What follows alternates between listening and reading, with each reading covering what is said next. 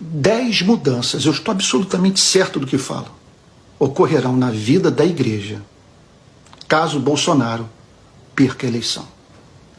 Primeiro, fim dos atos de profanação nos cultos. Eu jamais vi tamanha falta de temor em toda a minha vida. A atenção da igreja tem sido desviada da pessoa bendita do Criador, a fim de ser fixada no mortal. Não veremos mais nos templos pessoas gritando mito e momentos de adoração transformados em comício. Segundo, milhões de membros das nossas igrejas, gente preciosa a quem devemos amor, não vivenciarão mais a decepção de ver a liderança da igreja dar apoio institucional e incondicional a um político profissional e seu projeto de poder. Quem começou essa divisão no seio da igreja foram os defensores de Bolsonaro. Lula jamais ocupou e jamais ocupará esse espaço no protestantismo brasileiro. Terceiro, os crimes, fracassos e incompetência do governo não cairão mais na conta da igreja. Quarto, a igreja, em razão da ligação entre sua imagem e a de Bolsonaro, não causará mais escândalo a pelo menos metade da população brasileira, que jamais votaria em Bolsonaro. Quinto, seremos poupados da presença entre nós de uma pessoa de espírito profundamente contencioso.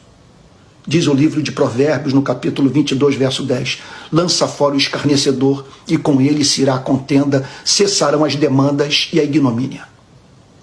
Bolsonaro, lamento dizer, destila ódio. Esse espírito está hoje fortemente presente nas igrejas do país. Como uma igreja que se diz conservadora, dá apoio a comportamento tão distante do ideal cristão de amor. Amor que se expressa em atos de cortesia, doçura, perdão, bondade, domínio próprio. Sexto, a igreja, por não ter mais um político de estimação com o qual mantém relação subserviente à crítica, fará o resgate do seu chamado profético. Deus tem uma contenda com as igrejas do nosso país, que por cegueira, impiedade, falta de amor, orgulho, se mantiveram caladas durante os penosos anos da pandemia, nos quais cerca de 700 mil pessoas perderam a vida. Em dias de fome, desemprego e luto, a igreja se calou perante a impressionante falta de empatia do presidente da República. Sétimo, os cristãos do país não vivenciarão mais o constrangimento de terem de justificar o seu apoio a um governante que defende a ditadura militar, celebra a memória de torturador, declara que praticaria canibalismo, humilha mulheres, dissemina a cultura de arma de fogo. Oitavo, a igreja não verá mais a defesa dos seus valores ser feita sem misericórdia, elegância, sabedoria. O bolsonarismo se propõe a supostamente defender o cristianismo, mas da forma mais irritante possível, fazendo com que milhões passem a querer praticar justamente aquilo que a igreja considera pecado. Olha, pergunta a você, caiu nesses últimos 4 anos o número de abortos no país?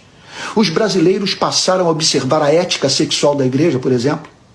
A cultura foi redimida para Cristo?